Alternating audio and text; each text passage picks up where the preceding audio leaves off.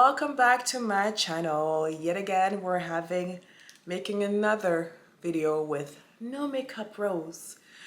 Get used to this. This is gonna happen more often than none. It's just easier for me to jump on the camera and make a video for you guys. Every now and then I'll dolled up, but for now, let's get into the video. So before I get into the video, obviously we're going to be speaking about Love is Blind. Now this is the second time I've recorded a video about Love is Blind. However, I wanted to add clips into my videos. I would get some copyright flags on my channel, and I am a small channel and I don't want to restart everything all over again. So the clips are a complete no. So I wanted to see, guys, listen, I almost gave up.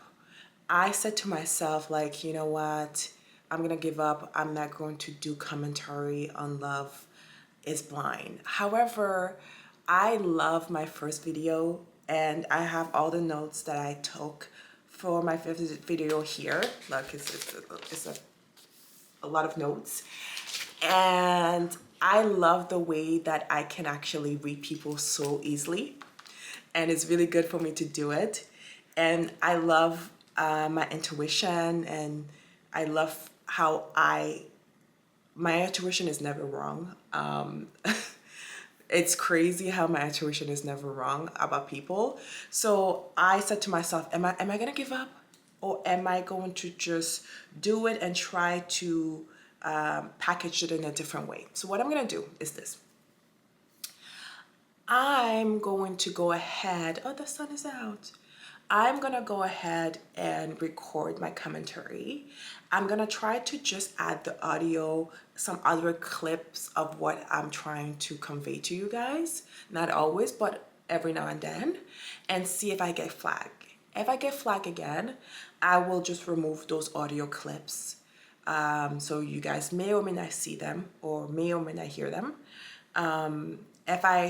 If this gets uploaded and you guys hear there's no audio clip on the entirety of the video, you'll know what happened. The visual clips of it, okay, it is what it is. C'est la vie. What can you do about it? Not a thing.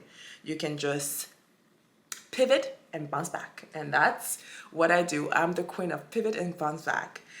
Okay, so what I've done for Love is Blind is I've purposely, completely did not pay attention to social media, anything like that.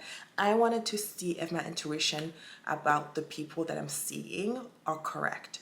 So personally, I've only watched episode 1 to 5. I haven't even watched the other episode. I do know the reunion is happening March 11. So I kind of want to put out my videos back to back to back of commentary, and then do the reunion on the 11th or the 12th of March. So let's see if I'm successful at it. So let's get into the video. So Love is Blind, Ohio. Okay, this was actually a very interesting first 5 episodes for me. First thing I noticed about the cast is this. I was surprised because when I first watched the first episode, I was like, oh, everybody looks good for being like late 30s, early 40s. That's literally what I thought. And then I started paying attention to the age because I saw like 33. I'm like, 33? How the heck? I was so shocked. Not to start it like that, but I was really shocked that some of them were 33. I'm like, ooh, guys.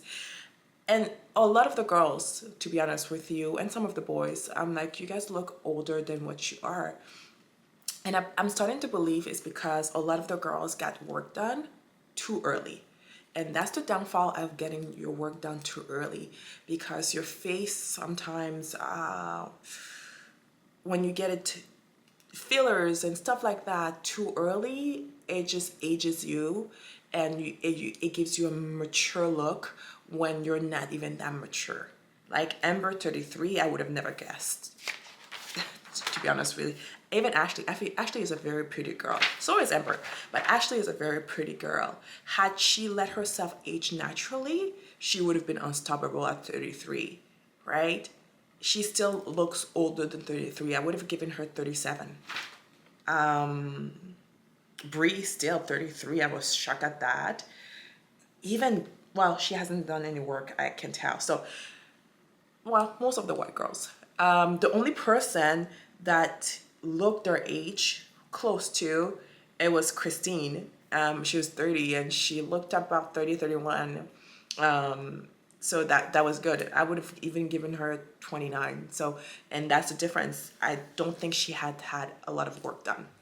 Listen guys, because I'm doing episode 1 and 5, it's going to be all over the place. I'm just gonna do everything. It's not gonna be episode 1, episode 2, episode 3, episode 5.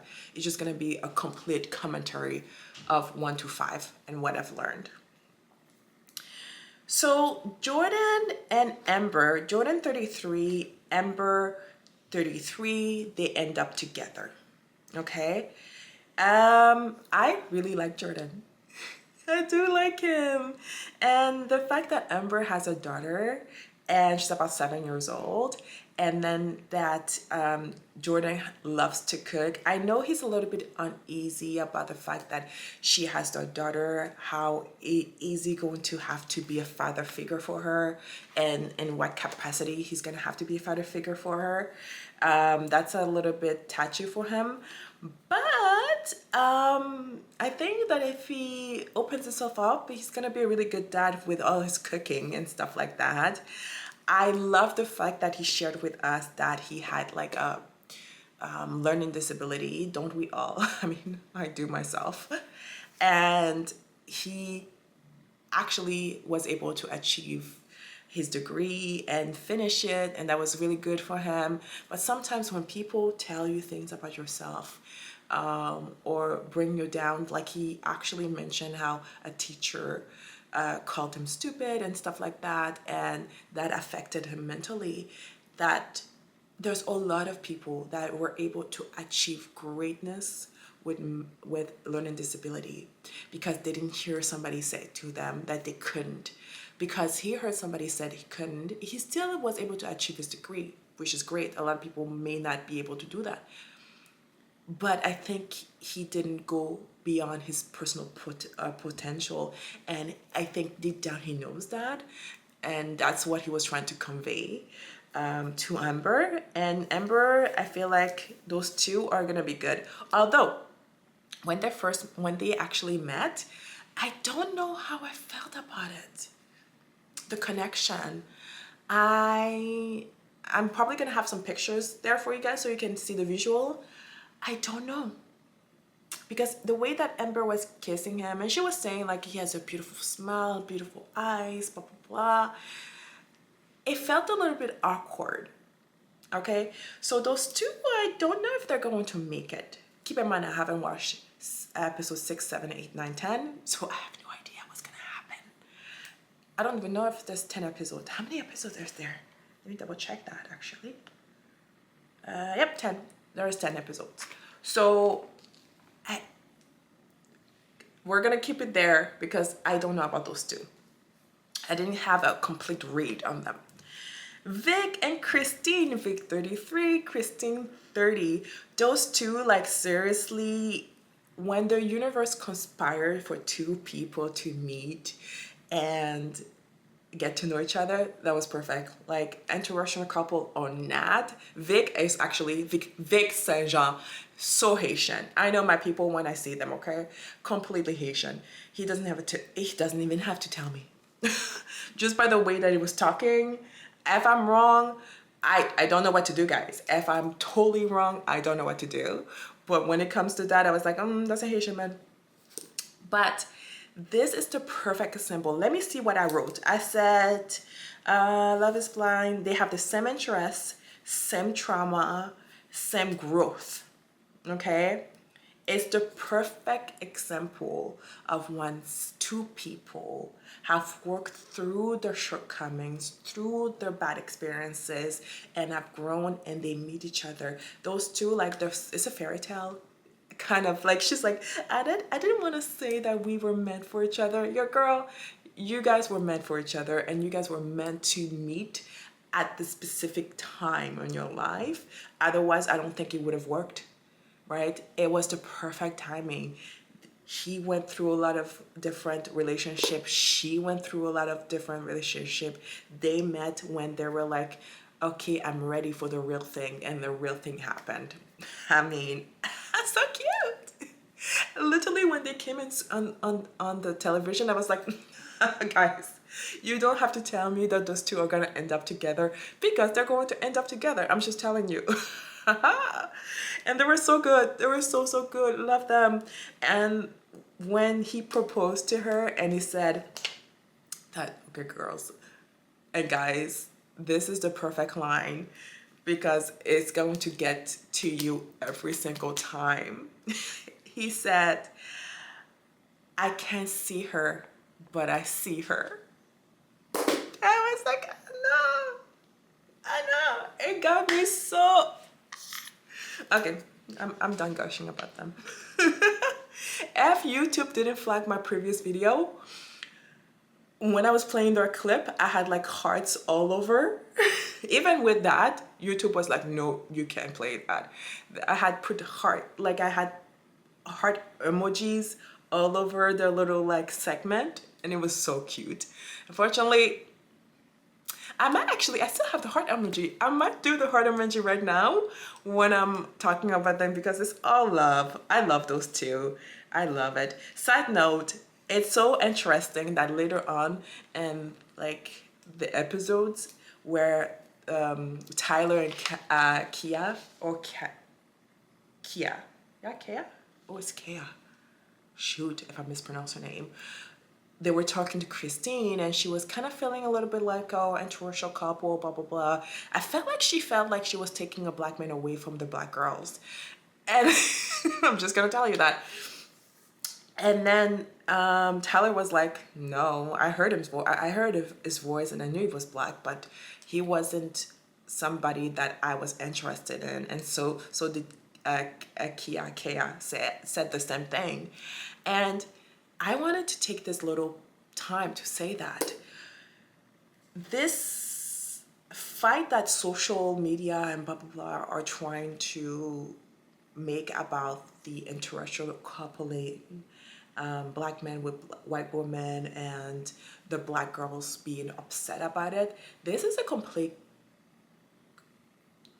Some of it is false. I'm gonna say that. Some of it is false, because a lot of the black girls, 95% of the time that I see a black man with a white woman, I'm gonna be honest with you, I would never pick him. Not because they're bad looking, blah, blah, blah. It's just an energy force. You can tell that if this man was single and he tried to holler at me or tried to get with me, I would have curved him. I would have 100% curved him. And that's exactly what Tyler and Kaya said. Like, we weren't interested in him. You're fine. You're good. Live your life.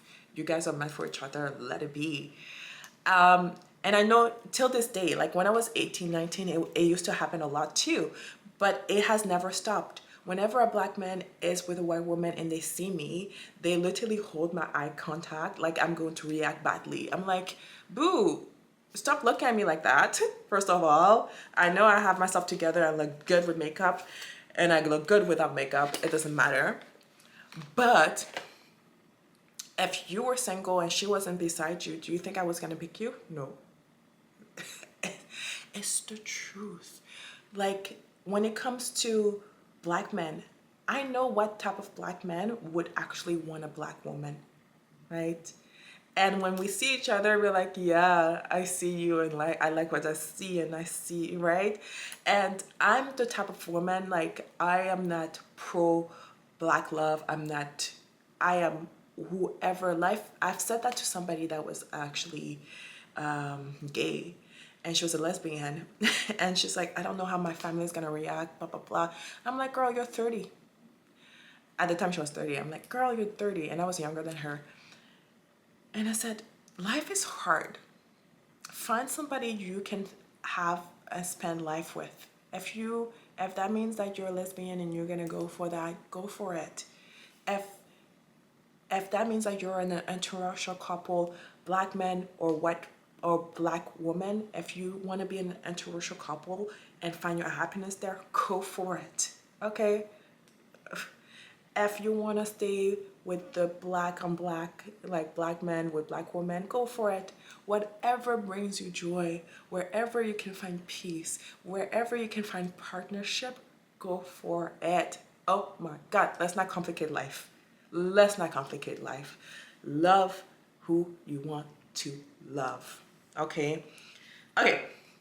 I think I wanted to say that. Now it's going to live on YouTube forever, and that's a good thing. Now, oh shoot, Chris is 30. Okay, I forgot to write that down, but I remember that he was 30. So Jessica and Chris. Jessica and Chris. Now, let's talk about Jessica first. Jessica, I love the fact that, before I get into that, Jessica is a very pretty girl. She's 38. However, I want to say that, Jessica, if ever you see this, I think you would benefit from not wearing too much bronzer. She is a very beautiful girl, but I don't know why the bronzer is way too dark for her. Maybe it used to look cute when she was like 27, 25, but right now at 38, girls, you have to learn how to change your aesthetic. As you age, you're gonna have to change your aesthetic. I had to change my aesthetic. It's just part of life, okay? Nothing bad with that. Sometimes you can go too intense with the makeup and as you used to be able to when you were younger. Okay, there's a lot of things that you can get away with when you're younger, but when you're older, it just ages her for no good reason. Her dark eyebrows are way too dark for her. Maybe a little bit lighter brown. You can still have darkness, but like a lighter dark brown on her, and her hair, I would have loved. It feels like way too dark. I feel like she dyes her hair. I would have loved like a deeper brown, a deeper, almost black but brown, like to lighten her features up, and it would be dynamite on her. Side note, dynamite girl. But sometimes it's hard for people to let go of a certain aesthetics, so we'll see. Okay, so divorce. So Jessica, she mentioned she's a doctor. Good girl. Yes. She mentioned that she is a divorcee. Or divorcee. Is it divorcee? Okay, she went through divorce. And then she mentioned how her partner was a good person. Okay. However, she realized during the pandemic that, what did I write here? Her former husband couldn't give her the emotional support that she needed. Okay, that's so good of her. I want to see if I have a clip of that. Did I write I don't think I wrote a clip number of that. If I did, if I'm gonna put a clip of what she said, I'll do it here. The only thing with Love is Blind, side note here, is that they purposely put a lot of songs in the background because of this. They don't want people to do too many YouTube videos, and if I don't get copywritten because of the Netflix clip, I am for sure going to get copywritten for the music behind. So I have a few clips, audio clips, but I have to be careful for them not to have music in the background. Unfortunately, hey, what can you do? So that's the reality. So I didn't take a clip of that. But she realized that her husband could not support her emotionally, and she had to let that marriage go. And a lot of people don't realize that. And I want to applaud her, because a lot of people would have difficulty letting their marriage go and trying to change somebody and not realizing, I can't change that person. He can't provide, he cannot give me the emotional support that I need. and I have to move forward. And she took the biggest risk of her life to say, you know what, there must be somebody out there for me, and I'm gonna go and see if I can find somebody that can support me emotionally. Now, Chris is 30 years old. I don't know if he can be that for her. Not because of the age, because I knew a girl that she was 37, and her husband to be, like her man, she was dating him, and he was 28. They got married. Long story short, they did get married. And they were like 9 years apart. This is only 6 years apart. They were 9 years apart. And he was able to actually support her emotionally, but he had gone through a lot in his life that by the time he was 28, he was so mature and had learned so much that he was actually ready for her. And she had gone through so much in her life that by the time she was 37, she was mentally 28, to be honest with you, 29. They actually met each other in the perfect time. Even though she was older, she didn't look like, if you took a picture of those two, not Jessica, but my friend, I can't tell you their names, but if you took a picture of those two, she looked like she was 29, 28, the same age as him. She aged very beautifully. And she was a white woman too. And he was a white man too. She aged very beautifully. Now that she's in her 40s, she is starting to look a little bit older, but she did a wonderful job. That puts me into Chris and Jessica. Chris and Jessica are in the pod, and the pod is not the real life. And Jessica, like I said, Jessica looks to be a little bit older. She looks older than Chris, okay? And Chris is not completely enamored about her and loved her, blah, blah, blah, blah, blah, blah. But that's because they're in the fantasy of the pod. I'm wondering if their love is going to be able to survive the real life, because he looks super young and she looks older. Like, I'm wondering if people are going to say, you know, when the real world is there, are they going to be able to survive? I don't know. So there's two things I'm not sure. I'm not sure if Chris is actually able to support her emotionally. We haven't learned anything deep about who he is. I do know that he likes to push himself mentally and do hard things. That's all I know about him. I don't know the hardship of his life. I don't know if he had a good life. I don't know all those little details. That tells me that that man is going to be able to support Jessica in her hard times when she has to deal with a lot of, like, her work. She has a lot of like tough time. Like, if we get another pandemic, if we get another crisis, that she has to be on all the time. When she gets home, is she easy going to be able to know what to say, know what to do to support her? That I don't know. Okay. And I don't know if they're going to be able to survive the pressure of the world. When somebody says, oh, is that your mom? No offense, but like, he looks really young. He looks younger than 30 and she looks older than 38. So I'm not being mean. I'm just telling you guys what I see. Okay. So yeah, let's see what happens there. Okay, Connor and Breezy. I love those two. I love Bree is 33 and Connor is 31. The star guy. We were introduced by Connor. I'm gonna put stars around here. We were introduced to Connor with stars. You get 3 stars. I swear everybody got 3 stars for Connor until he realized that Bree was the girl for him. And I have nothing negative up to say about that. The only thing I have to say is this. I am so glad that Connor chose Bree and not Emma. Emma is my next thing that I'm going to talk about. I'm so glad because Emma would have sucked the joy out of Connor so badly. And I'm glad that he picked somebody that he can laugh with. He said, Breezy annoys me, but makes me laugh. And that I'm glad because he has such a good heart. And I would have hated that if he picked Emma. No, no, no, no, no, no, no, no, no, no, no. Okay.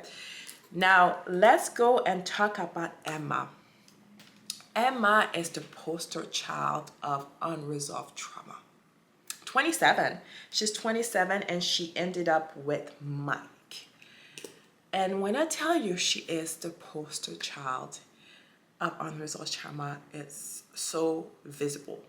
Okay.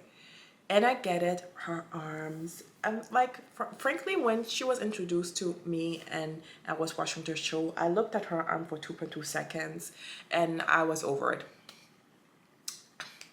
Like, it doesn't, if anything, when I look at her arm, I'm like, oh my gosh, she must have survived. Before she said anything, I'm like, oh, she must have survived a really bad fire or something and they had to fix her arm. That gave me, like, I saw her as like a warrior than anything, right?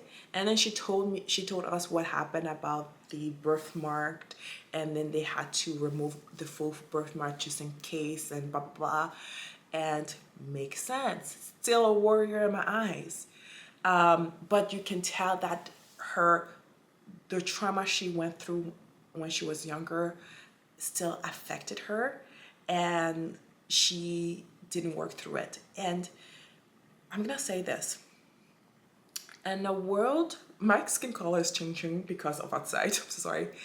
And the world that we live in, with all the information that we have about not feeling good enough, inner child, and all that, it's going to be very hard for people to actually discern. It's going to be hard for people to discern the individual that actually took the time to do the work and the ones that did not do the work. Because everybody's using the same term. So you just assume that if people know those terms, that they've done the work, and that's the wrong thing to assume. You have to look at the little things to see if they've done the work. You have to look at, hey, when they're having a difficult time, how do they handle their emotion?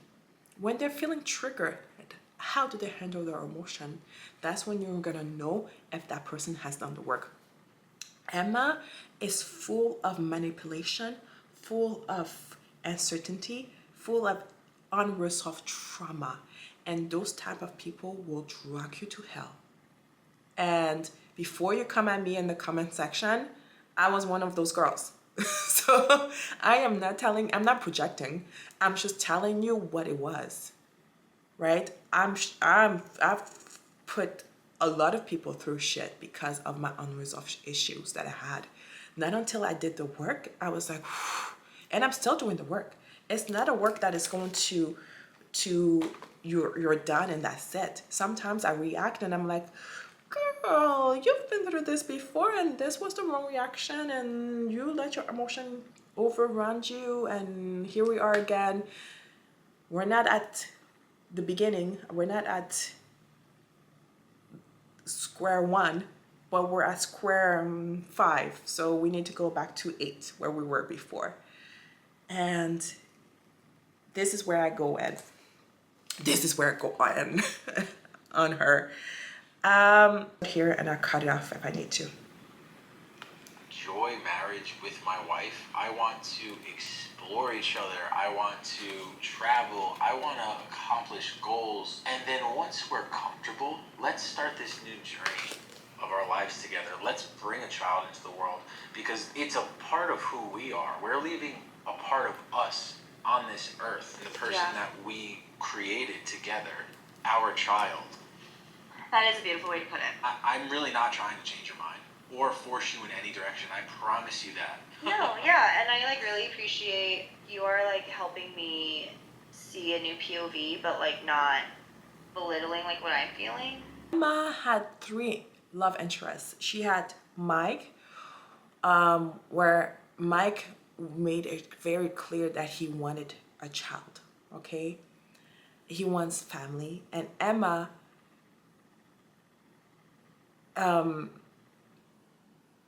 once Emma is not certain that she wants kids, okay? She's not certain. And again, it's a telltale sign of trauma sometimes. And it's actually annoying when you're a woman and you're like, I'm not sure. I'm a woman. I'm like, I'm not sure if I want children or not. I may have one, but not multiple children. And I will be completely okay if I don't have any children. But the fact that people are trying to make Emma change her mind, it's ridiculous. It's ridiculous. Like Mike should have said, Mike needs to learn how to choose himself. He easily could have said, okay, well, this is a deal breaker for me. And that's self-respect and boundaries. Self-respect and boundaries. You need to know what your deal breakers are. Non-negotiable. Non-negotiable for him is, I want kids. If somebody says, I'm not sure means I don't have time to convince you. I don't have time to invest my time, my energy into a relationship, and then 10 years later, we still don't have kids, and now I have to restart again. He's a man, he can have kids later on in life, but he's not gonna be able to fulfill his fantasy of having kids like in his early 30s or whatever, because he had hopes that that person that he built a connection with was going to change their mind. And now you spend years building a connection with somebody and the breakup is going to be completely devastating for you, right? Devastating because you have to start over again. Devastating because you feel like you wasted time. Why are you gonna do that to yourself, Mike? Okay. Next is Steven. Steven, I love Steven, and I can tell you why she was unable to choose Steven. Because Steven triggered her. Steven asked all the right questions. Emma said to all her connection, Mike, Connor, and Steven, that she wants to get deeper with them. But telltale sign of trauma is this.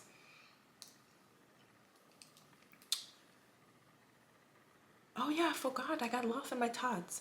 What I wanted to say about the trauma in kids, is this. My ADHD, like, whew. Sometimes a woman says that she doesn't want kids because she has not fully healed her trauma, okay? And after they heal their trauma, they find themselves saying, oh, now that I know that I have my own back and I can support another human being through their own life journey, I'm ready to have my own kids, right? And sometimes they heal their trauma and they decide, no, I'm good. I don't want to have kids. So for Emma, we don't know yet because she has not healed her trauma yet. My segue into Steven. Steve triggered her. Steve triggered her so badly. She asked everybody she was connected with, Mike, Connor, and Steven, to open up and tell her more about themselves. And then Stephen was the only one that was like, okay, well, I'm ready to open up, but I want you to open up too. And because she wasn't the one that was in charge of how she was going to open up to him, it went left. With Mike and Connor, they didn't force her to open up. She was in charge. She had control over what she was going to say. They didn't even pry too much. They were just hearing her, listening to her. and she was okay with that. But with Steven, it was different because she was triggered and triggered, and she put the wall up. This is a master class on how trauma works, and people don't understand it. Let's listen. Hopefully you guys can, hopefully I don't get copywritten for this because this is gold. This is perfect. So episode 138 is what I wrote down. Let's go to episode 138 and see her and Steven's interaction. And hopefully there's not a lot of music. I think I did that like at 3 in the morning last night.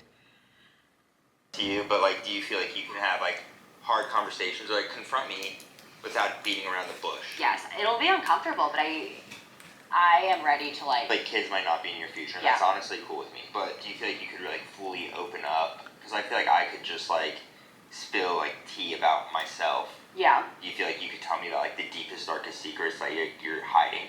I mean, that's my hope. Like, at the end of this, I want someone that knows me for me. I'm gonna try to come up with some stuff to like let you know and like share. Like, I'm not scared to share these things. We can get deep. And I love the fact that he said, if I put a mirror to you and ask you questions, will you be okay? And she said yes. She said yes. But at that moment, she lost control. And that's one thing about somebody that has been through trauma. And hearing her story is kind of the same thing that happened to me, where I was very a loner when I was growing up. And then when it came to high school and boys, it wasn't a thing for me. And I was like, what's wrong with me? Blah, blah, blah. My other peers, blah, blah, they're able to do this and blah, blah. And I went into a university and then boom, I was like the catch of the day. And I see a lot of myself in her when it comes to that. So it's funny, I've said that in one of my other videos. We all almost go through the same kind of trauma, but we feel it's different because it's our story. We literally feel like it's a different story because I went through it. You could never understand because this is what happened to me. And I'm like, yeah, it happened to a lot of different girls, but in a different way. And that's when we can learn from Emma right now. And then later on in the episode, Steven does exactly that. And he asks her questions and dive in, and little by little she closes up because she wasn't in control. And that's one thing with trauma. When you were younger, you didn't have control. So when you're older, you want to control every aspect of your life. When you open up, when you don't open up, you become obsessed with control. Figure it out. Okay, so mysterious all the time. No, but it leads to it. But no, I have small hands. Okay, that sort of leads me to another conclusion. But so, you're like, we're not getting deep. Let's go there. Are we ready to go there? I'll start here. I was adopted at the age of 3. Okay. So when you were talking about adoption, I was like, hello, but I... You should have spoken. I feel like that was a perfect intro to be No, like... but it wasn't, because I don't want it to be a fun fact. My parents are my family, like my family is my family, and I don't feel the need to figure out where I came from. Are any of your siblings adopted with you, or is it just... No, it's just me. I feel like obviously it's gonna identify something about you that maybe you haven't like shared with me yet. I'm a little mentalist, by the way, if you can't tell. I don't like that you try to guess. You don't like that I guess things? I like that you guess things. I don't like that you try to guess things about my parents. It's not about your appearance. Is it not? No, I just feel like I'm trying to get to know you fully. I've kind of been taking this process. Like a shy girl, like hiding. Dude, you know how I feel about adoption. Do you feel like you have like the desire, like I know you like, I don't know if I want kids or not, but like do you feel like if you did have kids, do you feel like you would like sort of want to like adopt a kid just because like you know how it's like? Yeah, I think if I wanted kids, I'd like to adopt. Yeah. There we go. The whole point is like not to hide things from the other side of the wall, right?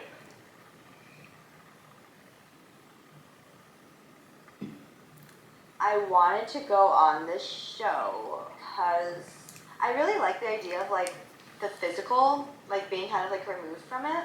Do you feel like you've just been like people have been like just about the physicality of it all? Yeah, and so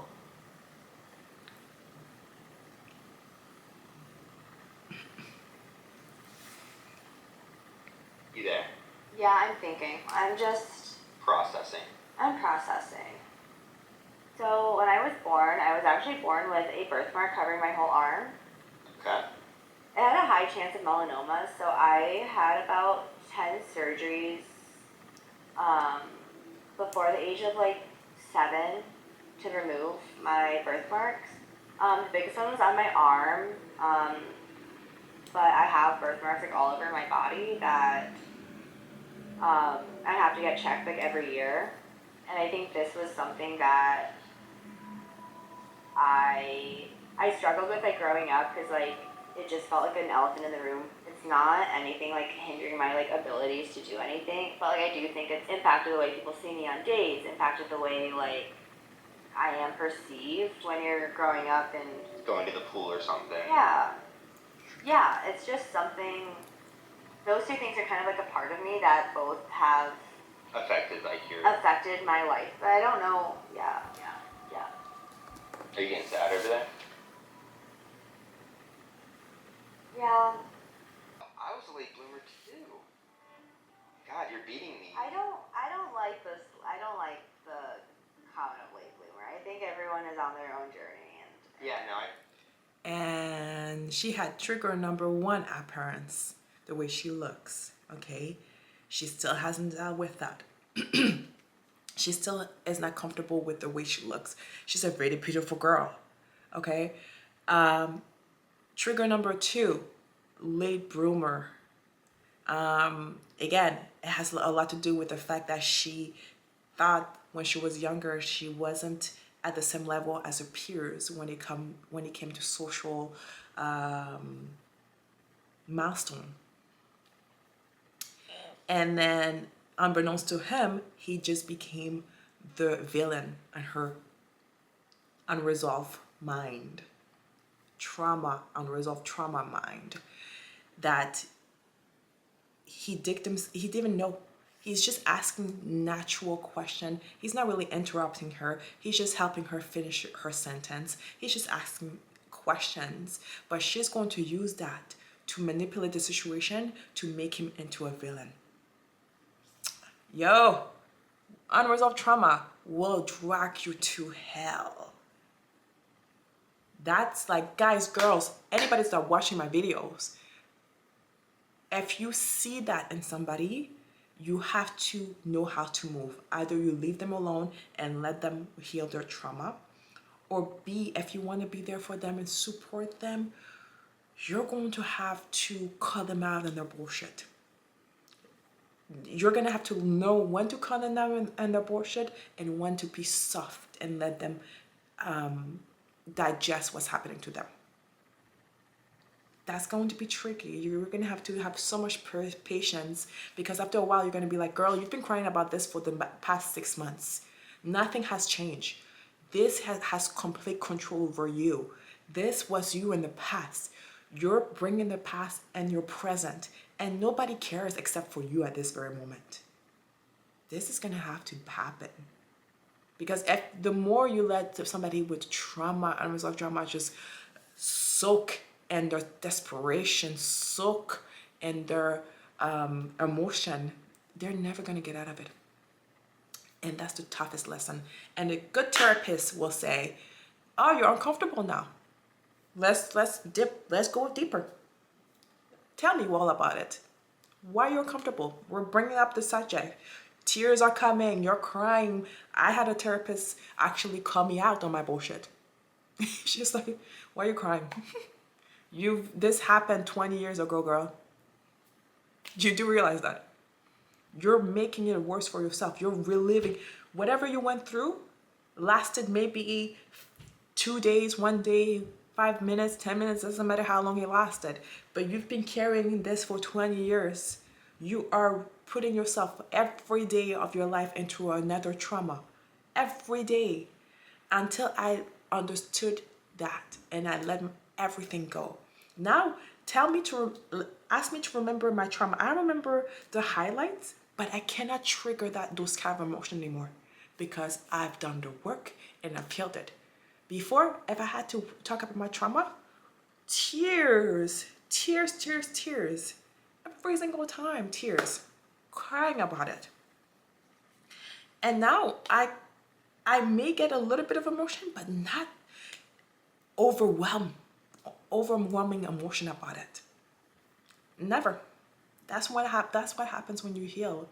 When you may have a like Christine, you may have a little bit of tears and be like, oh my God, I can't believe this is affecting me still. There's still a little bit of work to be done, but it's not like overly over the top. But the manipulation is so subtle that you have to be self-aware to actually notice it. Let's go. Just felt like I was. Through trauma, your emotions are playing games with you. I don't think her and Steven were going to be a really good couple anyways. But when you've gone through trauma, your emotions are triggered and they're more intensified than the regular emotion. It's as if they take control over you. They're not to be trusted. And I remember one therapist told me, whenever you say I feel, say I think and I believe or I choose, right? Anything but to not push away, but give less power to your emotions. Emotions are good to let you know that something is happening, something needs to be addressed. But when you carry too much or you give too much power to your emotions, that's when it's bad. So yeah, I actually had another clip. I'm gonna play this yet. I don't remember what this was about. Let's do this here. Let's start here. Disclose where, because I don't want to give away my appearance, but You don't have to do that. I do not know my family's medical history. I do not know who my birth family is. To bring a child into this world, I am afraid of not knowing what that means for my child in terms of health issues.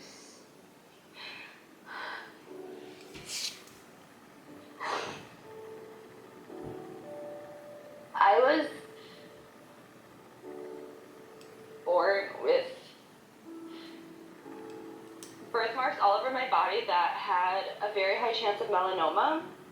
Okay. So I underwent 10 surgeries before the age of 7 to get them removed. Wow. And so I am left with physical scarring. And I think bringing in a child, like I don't know what I'm passing down. And like, that's really scary. Yeah. I will never judge you for any type of physical appearance based on like what you went through.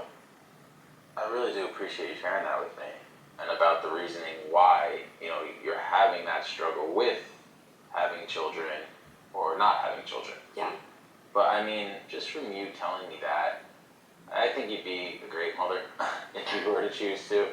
I mean, to go through so much and have those uncertainties, you should be proud of who you are and where you came from. You're put on this earth for a reason. Like, things happen for a reason. Okay, so here we are. The difference between Mike and Steven. Steven was asking questions and trying to understand more and triggering her based on his response. Mike was not doing that. She opened up to Mike and she had full control of the conversation. He didn't inquire more about her feelings or was anything more than just listening to her. And it was just completely different. And she was able to cry. She was able to live inside her sorrow about the same thing. Same thing. That's how trauma works. She wants to live in this sorrow. That's why I said to you, she will bring anybody else down to hell with her because right now she's in her personal hell. And that's what hell is for me. It's her trauma. The people that are going through trauma, you have to learn how to overcome that personal hell and create a version of heaven for you. And from a girl that has done that, you can do it. But you have to overcome that. It's not the best thing, but the personal growth that you can get from that. You walk, like right now, when I walk the street, I have so many people stop me and say to me, you look like you're at peace. They envy this peace that I have. Why? I'm like, you have no idea. You have no idea the hell that I had to drag myself out of to get this peace. But when you do the work and you actually heal, the peace that you get is life becomes like a fairy tale in another way. Not that nothing bad can never happen to you, but you have the confidence that if something bad happens to you, you can trust yourself to bounce back and grow and figure it out. Because what? You've done it. You have had the worst things happen to you. You have had people mistreat you. You have had to cry yourself to sleep, not eat, not do anything. All of that resilience created diamond. Like all of that pressure, that's what it is, created a diamond, and I'm going to shine bright. This is what happens when you actually work on your trauma. She is still living her personal hell. And Mike is going to have to join her there because she ended up with Mike. There is another place that I wanted to show y'all about her manipulation. Later on, I think it's in episode 4 that it happens, where Emma manipulates Mike. And that's how she ended up with Mike. Because remember when she said that Connor was her number one. Connor was her number one, and she ran to the pod to make sure that she doesn't lose Connor. She literally told us that Connor was her number one. Let me see if I can find where she says the complete opposite to Mike. I believe it could be kind of life altering. Oh, or is it just me? I didn't think it was gonna get to me, but it got to me today. Things are crazy right now. Yeah? I mean, we're 2 days from potentially getting engaged. I want you to continue exploring your options. Yep. But for me, my gut is telling me it's you.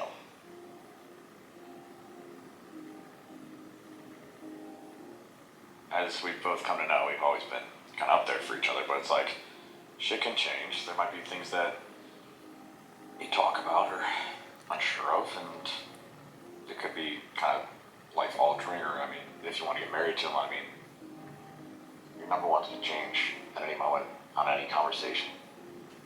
Yeah, I don't fucking know.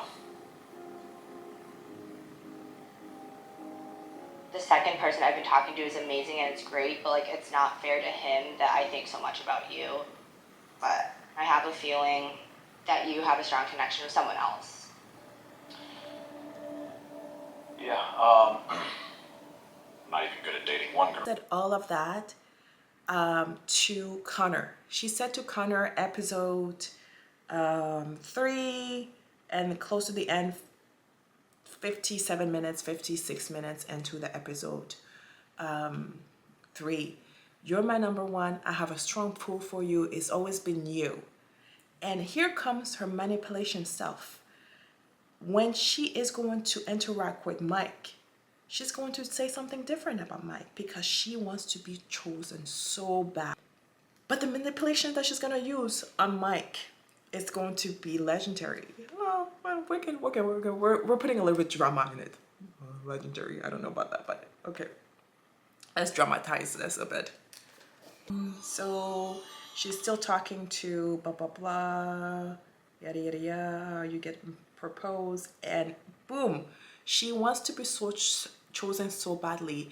Emma had an opportunity amazing opportunity to choose herself, to say, hey, it's not gonna work with Connor, but you know what? I've learned something while doing this. I've learned how to choose myself, and Mike is not the guy for me. Like, there's so many red flags. He wants kids. He wants to change her. He wants to mold her, right? And I don't want to go through that. I don't want to go through this journey with him. I wanted to go with Connor and do that with Connor, but she's going to settle for Mike. Ta ta ta ta ta ta ta. Or speak to you. You were waiting all day for me? I was. I mean, it's been absolute chaos out there. There's like 6 guys here that have number ones. I was hoping it was going to be you, but I didn't know if it was. I was super nervous. So I'm so sorry. I feel so bad. But yeah, today me and my second ended it.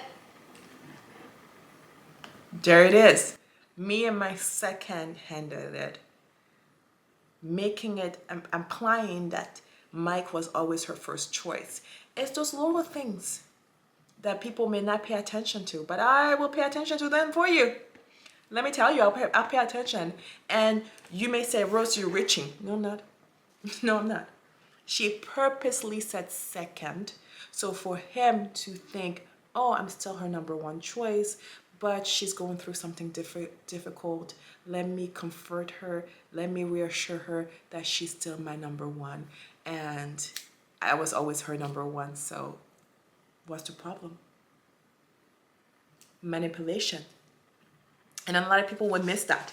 Okay, now I'm tired of talking about Emma and her unresolved trauma.